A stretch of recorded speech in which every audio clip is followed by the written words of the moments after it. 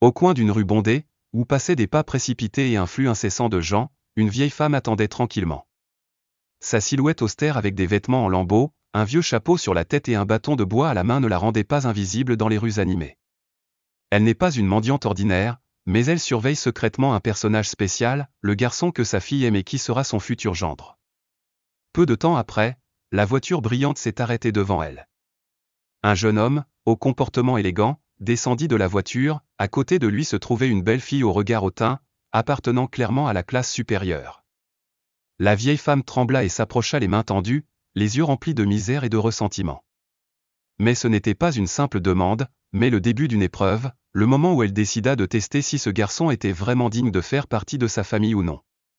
Madame Hien, une femme d'une cinquantaine d'années aux cheveux tachés par le temps, a toujours été une mère dévouée à sa fille unique, Enja. La fille qu'elle a élevée seule après le décès de son mari quand Enja était jeune. Toute sa vie, la Russie a été son seul espoir, la raison pour laquelle elle continue à vivre et à se battre.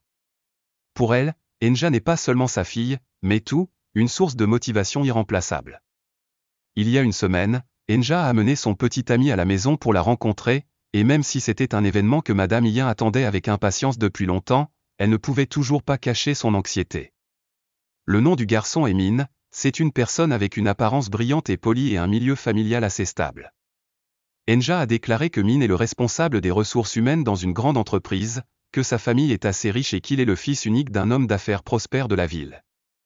Les compliments de sa fille ont quelque peu rassuré Madame Hien, mais au fond d'elle-même, elle ne pouvait s'empêcher de s'inquiéter. Un malaise pour des raisons inconnues couvait en elle. Au cours de cette réunion, Madame Hien a observé Min très attentivement. Ce type est habile en communication, toujours poli, mais il y a quelque chose chez lui qui fait qu'elle ne se sent pas vraiment proche. Pendant les repas, Min était pointilleux, ne touchant que les plats chers avec ses baguettes, mais il ne prenait pas la peine de toucher aux plats rustiques. Cela amène Madame Hien à se demander si un tel homme est une personne facile à vivre. De plus, lorsqu'Enja a dit que Min était toujours occupée et avait rarement du temps pour elle, l'inquiétude de Madame Hien est devenue encore plus grande. Enja est une fille douce et gentille qui croit toujours aux bonnes choses de la vie. Mais Madame Hien craint que l'innocence de sa fille ne la fasse facilement exploiter par les autres. Lorsqu'Enja lui a demandé la permission d'organiser le mariage le mois prochain, Madame Hien a été presque surprise. Se sont-ils rencontrés seulement quelques fois, se comprennent-ils assez bien? Min est-il pressé de faire pression pour une raison quelconque, ou la Russie est-elle trop indulgente dans cette relation? Même si Enja essayait de convaincre sa mère que Min était une bonne personne, Madame Hien ne parvenait toujours pas à calmer le sentiment d'insécurité dans son cœur. Durant de longues nuits agitées, elle se tournait et se retournait. Incapable de dormir, le cœur rempli de perspectives pas si brillantes. Madame Hien ne veut pas que sa fille souffre, surtout que Enja vit sans l'amour de son père depuis qu'elle est jeune. Un jour, alors qu'ils discutaient, Enja a accidentellement révélé l'adresse du domicile de Min. Cette information évoquait également en elle une intention audacieuse. Elle a décidé de tester le futur gendre pour vérifier si ce que disait sa fille était vrai ou non. Un plan s'est progressivement formé dans son esprit. Elle se déguisera en mendiante, avec des vêtements en lambeaux, des sandales usées, un vieux chapeau et un bâton en bois comme accessoire parfait. Ce n'est que dans cette situation qu'elle peut voir la vraie nature de Min. Est-il vraiment une personne gentille, ou juste quelqu'un qui mène une vie tapac sans grave-l'œil à l'extérieur? Le lendemain, Madame Hien a tout préparé avec beaucoup de soin. Elle a choisi un jour où Min rentrerait tard, prenant une moto-taxi du village à la ville. Son cœur ne cessait de sangloter, les rues bondées, les grands immeubles et l'agitation des gens lui faisaient se sentir comme une étrangère. Mais elle s'est rassurée, car c'était sa fille qui devait faire ça. Lorsqu'elle est arrivée dans la ruelle où vivait Min, Madame Hien a choisi un coin caché près de la maison pour s'asseoir et attendre. Le temps passait lentement, elle se demandait si elle en faisait trop, était-il nécessaire de tester ainsi le cœur de Min? Mais ensuite elle s'est souvenue de Enja, de l'innocence de sa fille et de la douleur dont elle avait été témoin de la part d'autres femmes qui avaient dû endurer les mauvais traitements de leur mari. Elle ne veut pas que la Russie vive dans la souffrance. Lorsque la voiture familière est entrée dans la ruelle, Min en est sortie, accompagnée d'une fille élégamment habillée, surprenant Madame Hien. Qui est-ce? Une série de questions lui vinrent à l'esprit, mais elle savait que c'était l'occasion de défier Min. Elle s'approcha doucement, les mains tremblantes, tendant la main pour mendier, les yeux pleins de misère. La jeune fille qui accompagnait Min la regardait de la tête aux pieds avec dédain. « Que faites-vous ici ?» demanda-t-elle avec du sarcasme dans la voix.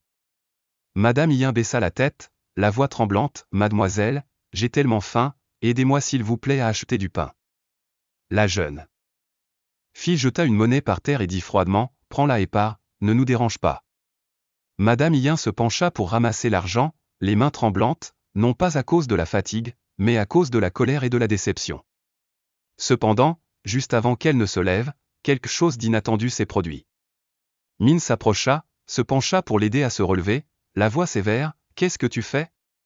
Pourquoi parles-tu ainsi aux adultes? Si vous ne pouvez pas aider, ne vous offensez pas. » Min se tourna vers Madame Yin, les yeux pleins d'inquiétude, « Grand-mère, je suis désolé que mon ami ne sache pas penser. Laissez-moi vous aider. » Les actions de Min ont surpris Madame Yin. C'était le premier signe qui lui faisait sentir que Min n'était pas comme ce qu'elle pensait. Mais est-ce le vrai lui ou juste un moment d'action pour se couvrir les yeux? Ses réflexions l'ont décidé à poursuivre ce procès jusqu'au bout. Après que Min ait aidé Madame Yin, qu'il pensait être une vieille mendiante, à entrer dans la maison, tout à l'intérieur de la maison spacieuse la surprise. Un appartement spacieux, entièrement équipé. Reflète clairement la vie prospère de Min. Mais elle n'est pas venue ici pour admirer, mais pour vérifier si la gentillesse de Min était vraiment sincère. Min a aidé Madame Yin à s'asseoir sur le canapé rembourré et lui a demandé gentiment, « Grand-mère, peux-tu boire du jus d'orange? Laisse-moi te préparer un verre. » Madame Yin hocha légèrement la tête, essayant d'avoir l'air fatiguée, ses mains toujours fermement accrochées au bâton en bois. Pendant que Min se rendait dans la cuisine, elle prenait le temps d'observer les alentours. Tout est soigné et propre, depuis les rideaux de devant jusqu'à la disposition des meubles. Cela la fait réfléchir, une personne qui mène une vie bien rangée comme celle-ci est-elle vraiment une bonne personne, ou est-ce juste une couverture? Min revint rapidement avec un verre de jus d'orange frais et une assiette de gâteau. Il a placé un verre d'eau devant Madame Yin et a dit doucement, « Mange un peu de ce gâteau pour étancher ta faim. J'appellerai une voiture pour te ramener à la maison plus tard.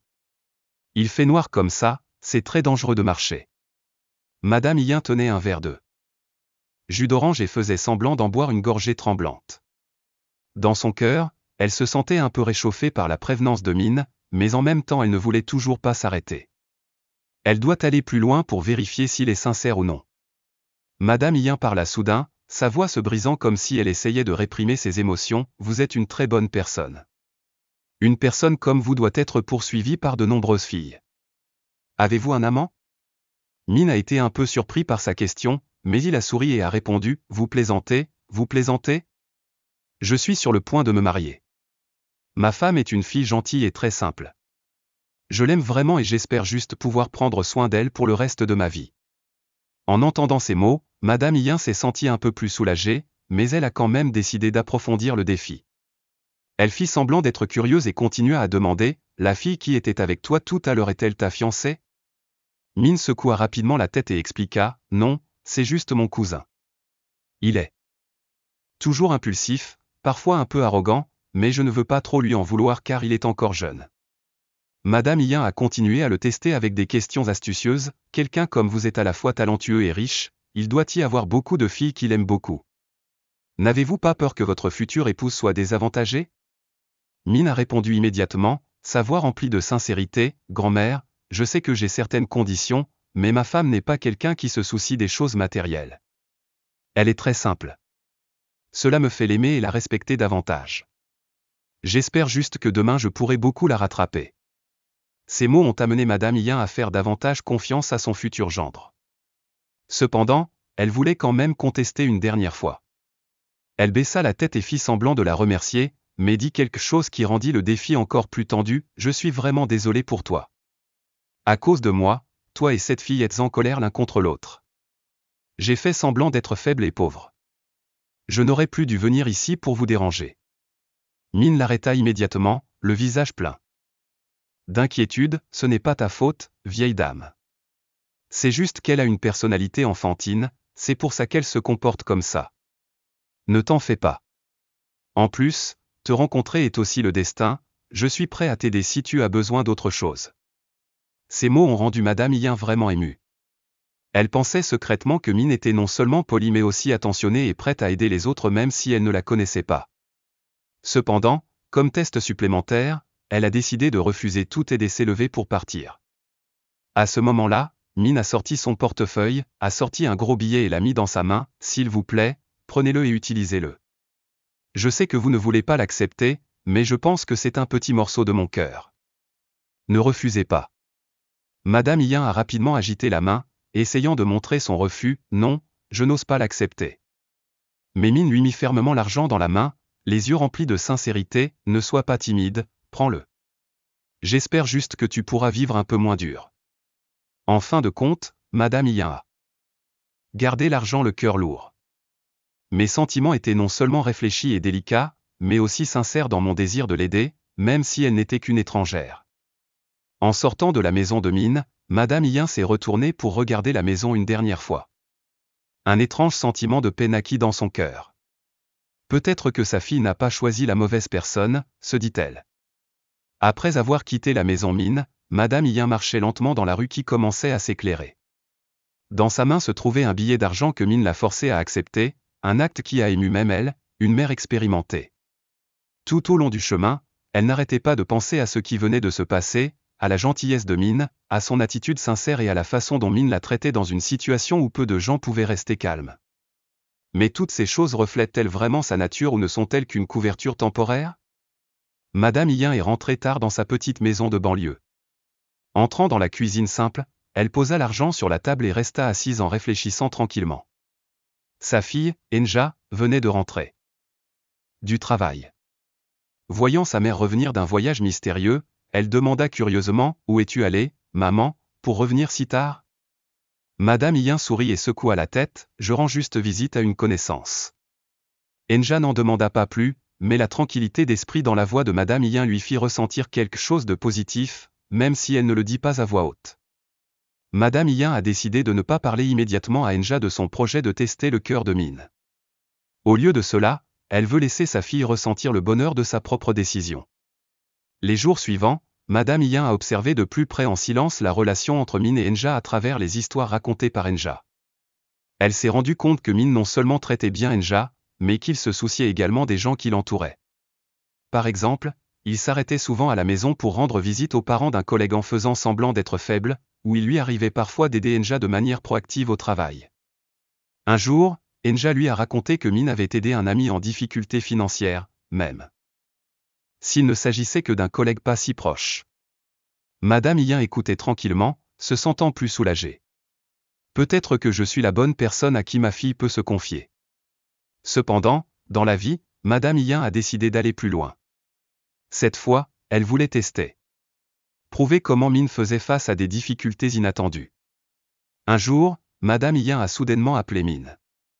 Dans sa voix, elle n'a pas révélé son identité, prétendant simplement être quelqu'un ayant besoin d'aide. Elle a déclaré qu'elle était en grande difficulté et qu'elle avait besoin d'argent pour surmonter la crise. Même si elle n'a pas directement demandé à Min de donner de l'argent, elle a délibérément suggéré que cela pourrait l'aider à résoudre le problème. Lorsque Min a reçu l'appel, il a été un peu surpris, mais n'a pas refusé d'écouter. Il n'a pas demandé grand-chose sur la raison, il a simplement dit gentiment « Ne vous inquiétez pas, vieille dame, si vous avez besoin de quelque chose, dites-le moi. J'essaierai de vous aider dans la mesure de mes capacités. » En entendant cela, elle continua à suggérer, mais il ne se sentit pas inquiet à l'idée d'aider quelqu'un qu'il ne connaissait pas. Pourquoi? Suis-je juste une vieille femme étrange? Et si je te trompais? Min a ri, sa voix pleine de franchise, « Grand-mère, si tu en as vraiment besoin, cela ne me dérange pas. Tu peux récupérer ton argent, mais aider les gens doit être au bon moment. Je crois que tu n'es pas ce genre de personne. » Ces mots ont stupéfié Madame Yin. La franchise et le caractère décisif de Min lui ont fait croire qu'il était une personne sincère qui ne calculait pas le pour et le contre. Après l'appel, Madame Yin a estimé qu'il n'était pas nécessaire de continuer à défier Min. Elle décida de lui faire face et de lui dire clairement ce qu'elle avait fait. Un soir, elle a donné rendez-vous à Min chez elle. Enja n'en savait rien parce qu'elle voulait que les choses restent aussi simples que possible. Lorsque Min est arrivée, Madame Yin l'a invitée à s'asseoir et à commencer l'histoire. Il y a quelque chose que je veux vous dire clairement. Vous pourriez être surpris, mais je pense que nous devons être honnêtes. Min regarda Madame Yin, le visage légèrement inquiet. Elle a poursuivi, c'est moi qui ai fait semblant d'être une vieille mendiante et qui suis venue à votre porte l'autre jour. Mon but était de tester votre cœur pour voir si vous étiez vraiment aussi bon que ce que disait ma fille.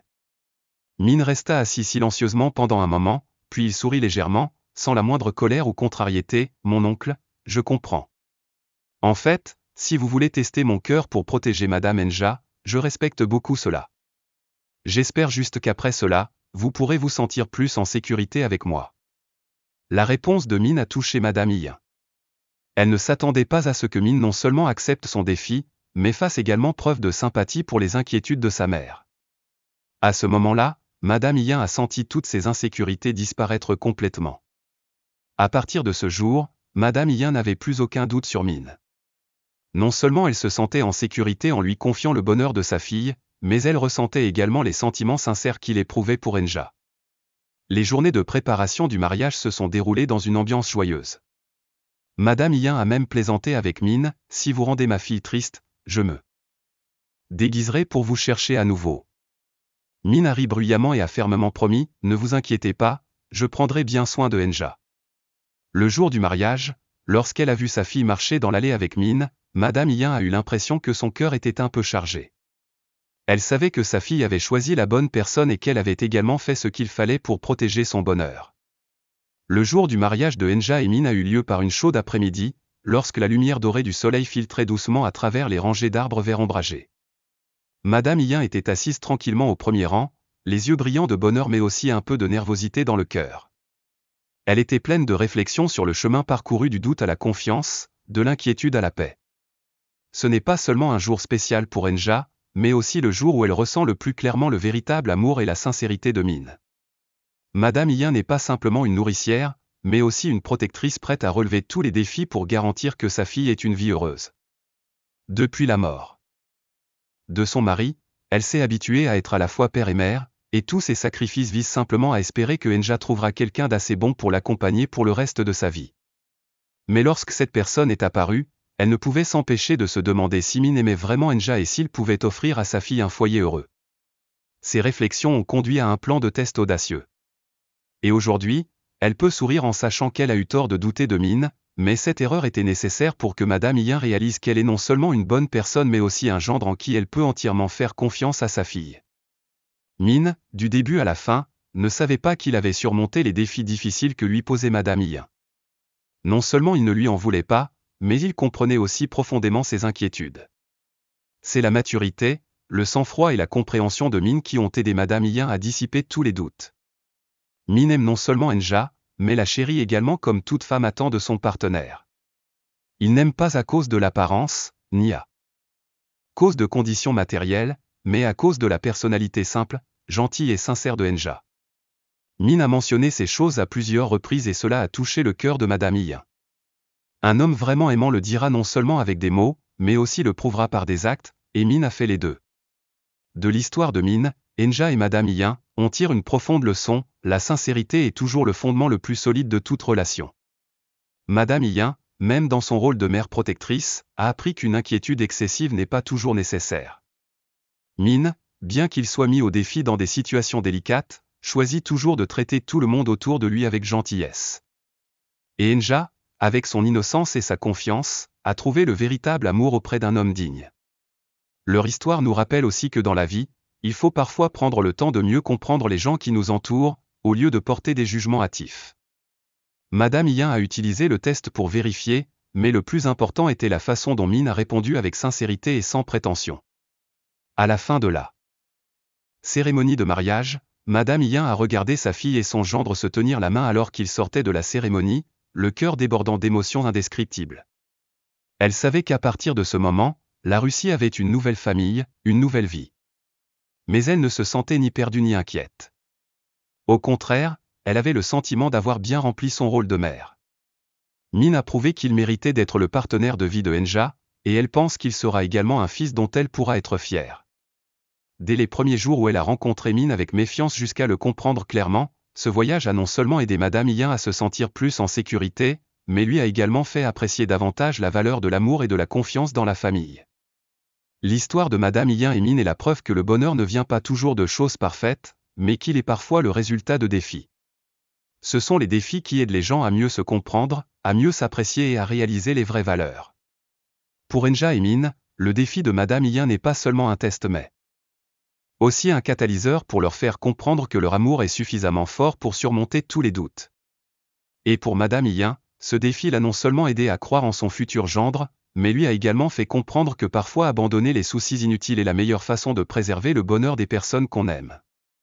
Ce jour-là, lorsque Min s'est retourné pour saluer Madame Yin avant de monter dans la voiture avec Enja, il a dit quelque chose qui l'a rendu ému. « Mon oncle, merci de m'avoir fait confiance.